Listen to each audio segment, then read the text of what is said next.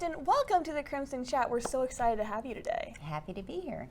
Before we dive into Monarch Watch, I first want to get to know you just a little bit. And so I'd love to know, what would you describe your work as? How did you come to Monarch Watch? Kind of give us a little background into you. Okay, well, I joined Monarch Watch a little over 2 years ago. Monarch Watch is really interesting from the perspective that you kind of have that nonprofit type of focus with the research, education, and conservation missions, but then I'm also a faculty member here at KU. So it's kind of the best of all worlds. You get to keep mentoring students and teaching, but then also get to be involved in more on-the-ground conservation and efforts with community engagement related to monarchs. And what do you teach here at KU? Well, this semester I'm teaching a capstone class, two sections of it. So they're doing independent projects, and there is a pollinator focus. With some options, you could focus on monarchs or regal fritillaries or bumblebees. I'll be teaching entomology starting on that rotation in the coming years. So what brought you to KU before you got involved in Monarch Watch? Well, so I was involved in Monarch Watch in my previous life as well. So I was a faculty member at Oklahoma State University for a little over 18 years. And so as part of that, I had my home garden registered as a Monarch way station. We did tagging every fall. That was one of our big, kind of group lab efforts for my research lab. We'd go out and catch a bunch of monarchs.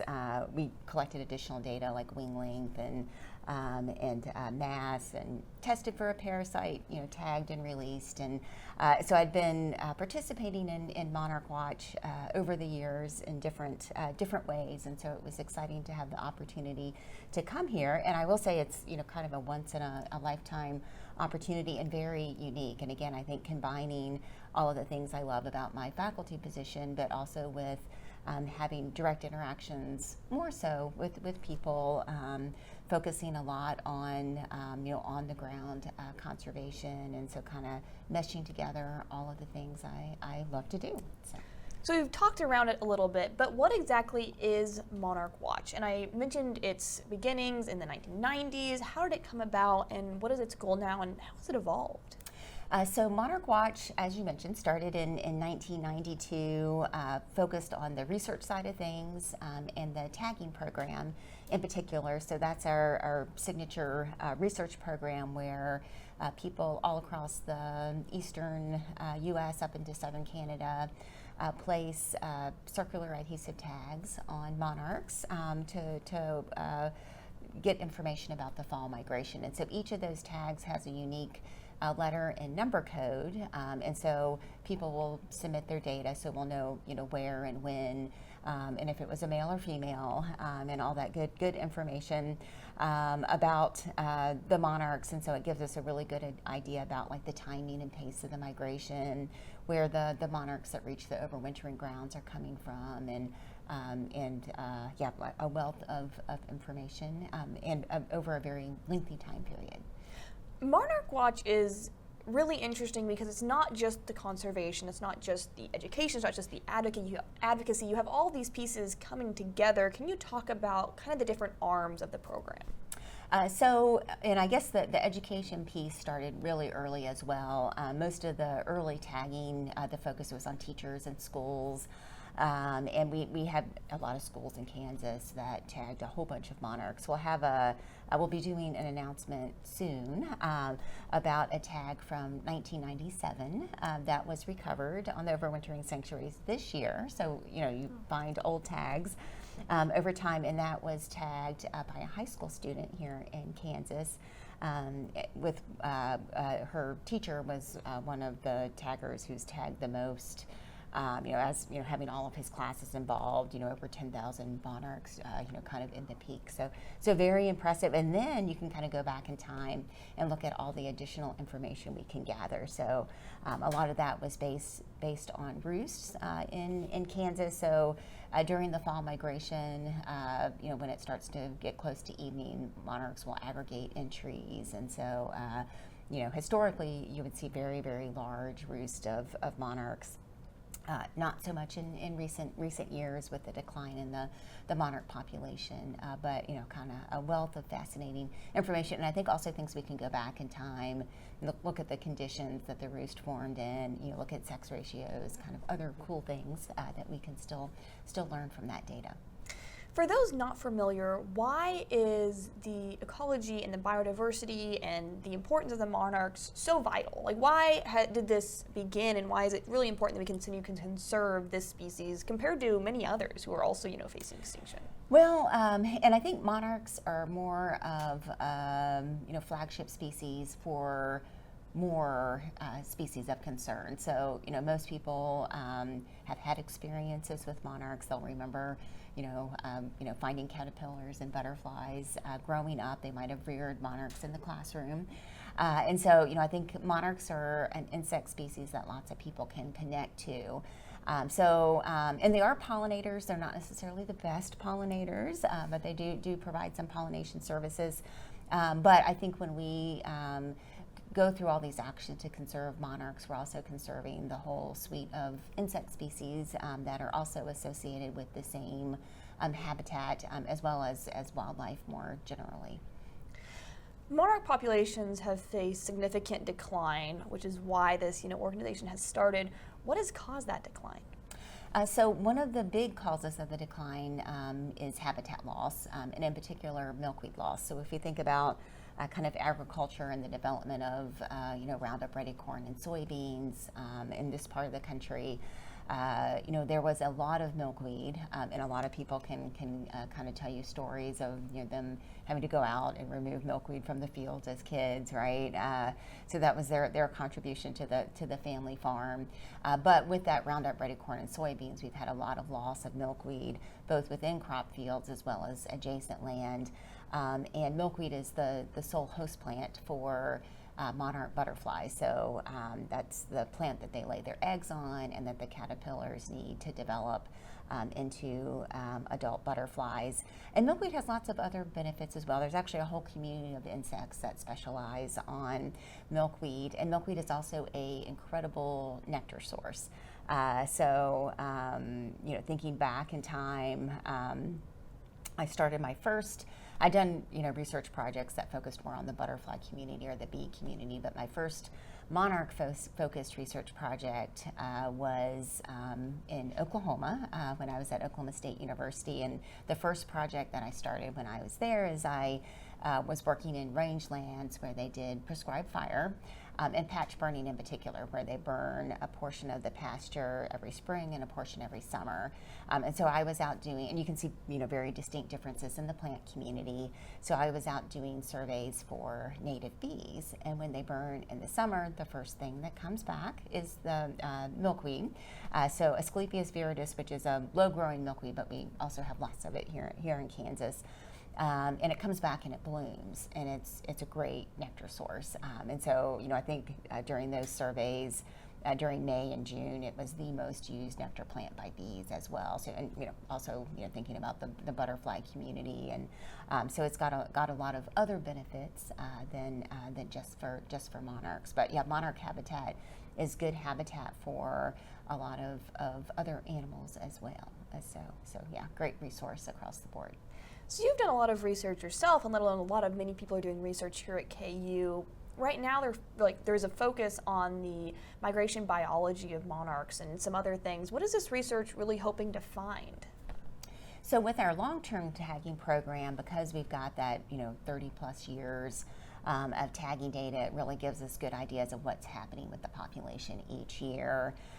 This past fall was also unique, and it's the first time that solar radio tags were deployed on monarchs, which we participated in here as well. And we just had the first monarch that we tagged in Lawrence. last fall made it back, I think on Sunday, to Texas. So that gives you kind of more the individual movement perspective, whereas our tagging data is more population level.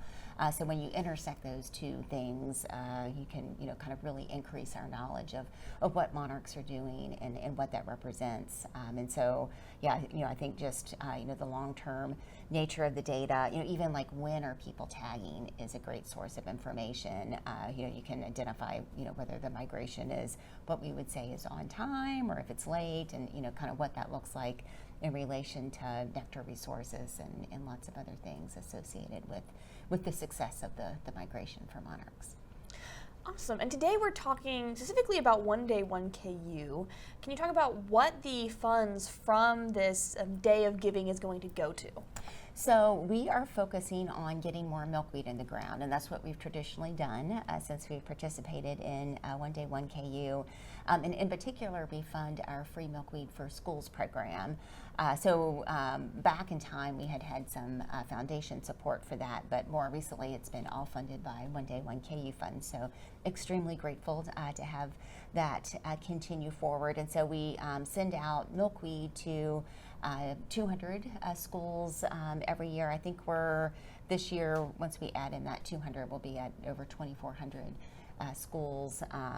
So that's providing opportunities to intersect that on-the-ground conservation with education and research. A lot of the schools have programs for tagging and other things as well. And so we also work with our Free Milkweed for Restoration project. So that's looking at kind of larger scale, more natural types of areas. And we also have a milkweed market, again, to connect people with milkweed if they're not getting milkweed through one of those two programs. So how exactly does that process work? So how do you get the milkweed? How do you deliver it? How do you, make sure that it's able to be in the ground and planted and all of that stuff? What does that process kind of look like? Well, it starts very early. Actually, probably I would say maybe July. We can start that process. And July being when some of our milkweed is starting to set seed, and so you'll get those seed pods. So traditionally, we'll have people across the country that will donate milkweed seeds to us. And we'll go out and collect some locally as well. I think we usually get Asclepias viridis from some local connections. And so we'll go out. Again, that's why July came to mind, because that would be when we'd be going out to collect those seeds. And there's a whole process for cleaning the seeds and getting them ready, figuring out how much we have. We track the ecoregion, so where the seeds came from. And then as we develop our goals for milkweed production, we'll open up our free milkweed programs toward the end of the year, and then figure out, how many plants we need to grow depending on interest and what that looks like. And then by the end of the year, we'll be sending out milkweed seed to our partner nurseries. And so back when our milkweed program started, it was kind of hard to come by native plants and milkweed in particular, right? So it's not the easiest to grow. You have to go through this cold, moist stratification. And so I think Monarch Watch was one of the first organizations that actually worked with nurseries to get that process worked out. But we'll send our seed to our partner nurseries across the country. They'll do the cold, moist stratification and grow them out. And we send out, for the most part, flats of 32 plugs. And so plugs being, kind of small plants that people then are able to transplant, water a few times to get them going, and then they will hopefully take off and provide good habitat in years to come. So yeah, kind of very, very long process. And I will say interest was very high this year. So we were, kind of done with our awards much earlier than usual. So wonderful. That's good to hear. Yeah. But we would like to increase what we do and get even more plants in the ground. So we have to kind of plan a good bit ahead, given the whole growing cycle. And then the nurseries will ship out those plants to the different locations so they will get them in time to plant those. For those who are giving money, I think sometimes it's hard to know, okay, what exactly is the money going to, or how does it get parsed out? Do you have any anecdotal stories about this money that's come in from One Day 1KU and how it's made really a big difference. We do have lots of stories from various schools in particular, and actually people will reach out. We have a kind of report that people submit. But from the school perspective, it's contributed to a lot of different learning opportunities for students. And I think schools do their gardens very differently. So some have, it's mainly the main focus is a pollinator garden. Others might also have educational components that fit to food production and other types of things. So it's really amazing all the different ways that schools are incorporating their milkweed into different learning opportunities for kids. The restoration projects, we've got groups that have focused on, can kind of continue to move and identify new areas to restore every year. So again, making that effort to increase milkweed availability and habitat that's out there. So yeah, so endless stories, and we'll be highlighting a few of those for One Day 1KU as well. Amazing. So we've mentioned some of your other programs, the milkweed being, really at the forefront right now with One Day 1KU coming up. But can you talk a little about your way station program? I know we've mentioned that a little bit, but many of your viewers may not know what that means. So the Monarch Way Station program was started in 2005. And the goal, again, was habitat, getting more habitat in the ground. And so, we celebrated our 20-year anniversary for that program last year. But we've got some basic guidelines on what makes good monarch habitat. Obviously, milkweed would be important, and making sure you've got quite a few milkweed plants. So we recommend 10 or more. If you have monarch activity, when you get to the late instar, late caterpillar stage, that they can go through a lot of milkweed. So you want to have multiple plants. So kind of that idea of you're providing habitat, not just plants per se. Also having nectar sources that will be available throughout the whole growing season, with a big focus on that fall migration.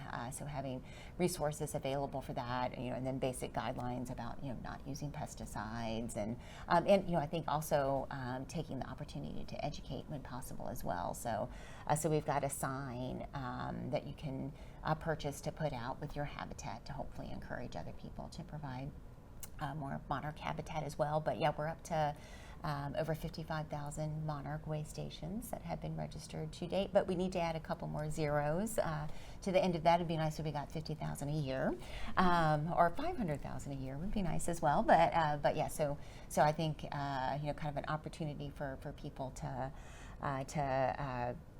focus on providing habitat and then recognize their accomplishments as well.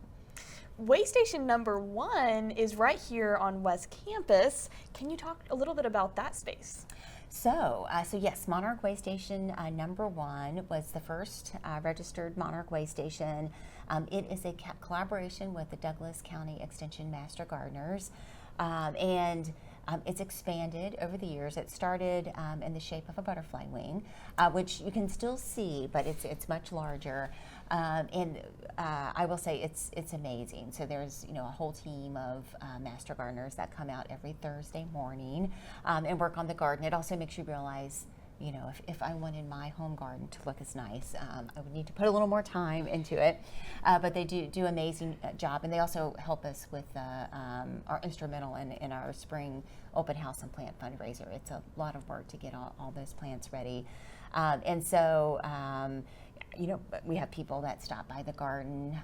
We have some benches and some picnic tables out there. People will stop by, have lunch, maybe read a book. We have people that come by to see what's blooming at different times of the year, to figure out what they might want to add to their garden. We have photographers that come by. It's a great location to find various insects. We've got lots of host plants, not only milkweed, but host plants for other butterflies as well. So yeah, so it's an amazing, something new every time you go out there. So. And that's a great segue into my next question, which is, why is the public participation so important to this program? So the public participation connects to everything that we do. So for example, the tagging program, we send out tagging kits to over 2,000 people a year, and they're involving many, many more people.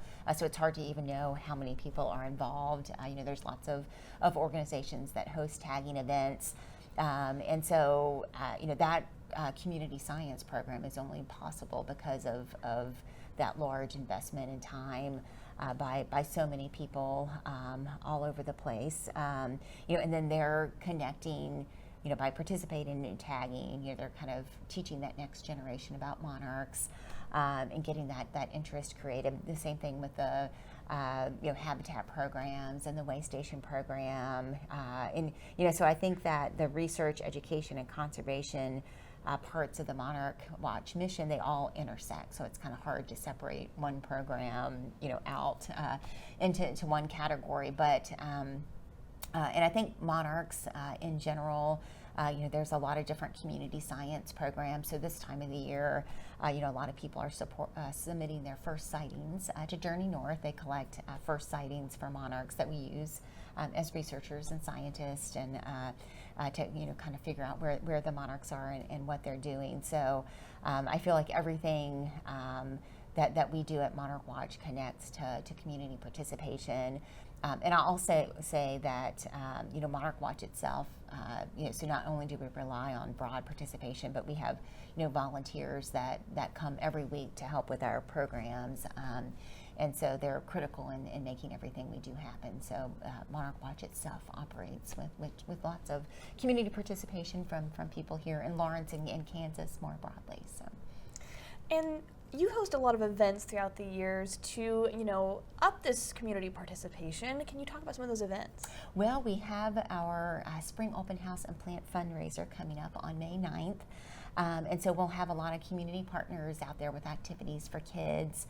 We'll have our plant fundraiser. You can also pre-order and pick up the week before if you want to pick up plants early. But we'll have some plants that will just be available at the fundraiser that day itself. And again, you can tour our facilities. We have monarchs year round at Monarch Watch, so you can stop by and visit as well. But we'll have lots of kind of educational opportunities as well as part of our spring open house. We do an open house in the fall, so it's kind of everything minus the plant focus. Although fall is a great time for planting as well. You focus more on kind of root structure than you do good-looking green leaves at that point. So we keep talking about potentially adding some different plants in that might be good for planting in the fall. But we'll see if we get there. But again, we'll have community partners, lots of activities and learning opportunities, and that I believe will be Saturday, September 12th. And then the following Saturday, September 19th, we'll have our fall tagging event, which we always have out at Baker Wetlands. So you can pick up a net. We'll have lots of nets available. We have butterfly school that you go to learn how to catch and tag a monarch. We've got clipboards, data sheets, tags, so you can kind of go out and catch and tag your own monarchs. And we'll have some educational pieces related to monarchs and the fall migration there as well, too. If people would like to go beyond just donating and want to get involved in, your organization, what would you want them to know about where they should go to your website to access information, where they just come visit you on campus? Are there multiple avenues to get involved beyond just the giving? Yes, and so I think that's the nice thing about monarchs is there's so many things that you can do. So certainly planting habitat is a big one. If you live in an apartment, there's some good nectar plants you could have on your patio, or I think that education is big as well. So sharing information about monarchs with others, participating in tagging, other community science programs. So I feel like there's something that everybody can find to do and participate. Looking ahead, what are you really excited about for Monarch Watch?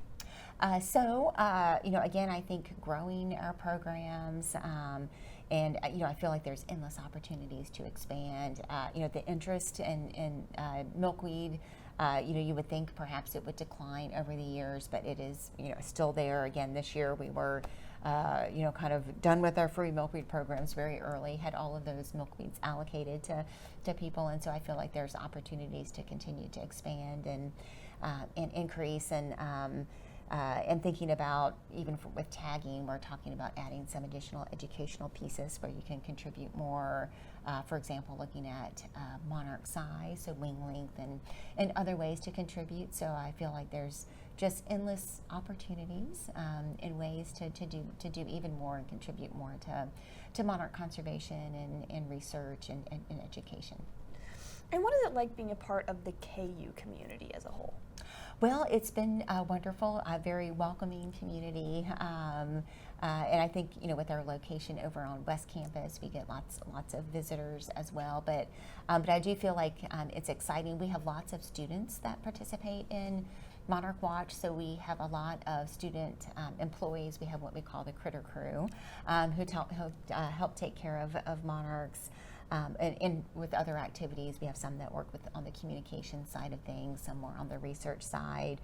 We've been able to connect to a lot of KU programs, so we have some honors interns with us every semester, and other opportunities. The Emerging Scholars Program, I have some students in my lab as well. So there's lots of I think student involvement and campus community involvement as well in Monarch Watch. And again, I think another area that we can continue to grow and expand as well.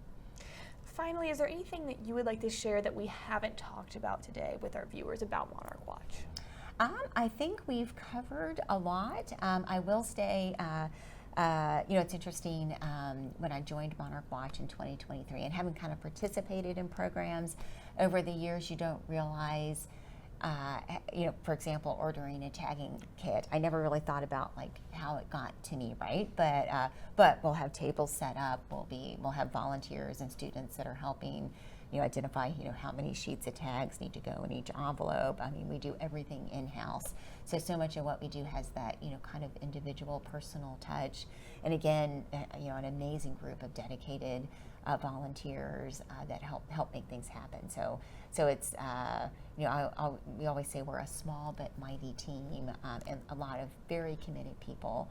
I think that's also a unique thing about Monarch Watch and monarchs in general, that there's lots of people that are dedicated to the cause and willing to go many extra miles to make that all happen. Well, that is wonderful to hear. And thank you, Kristen, so much for coming on, sharing your time and your expertise with us.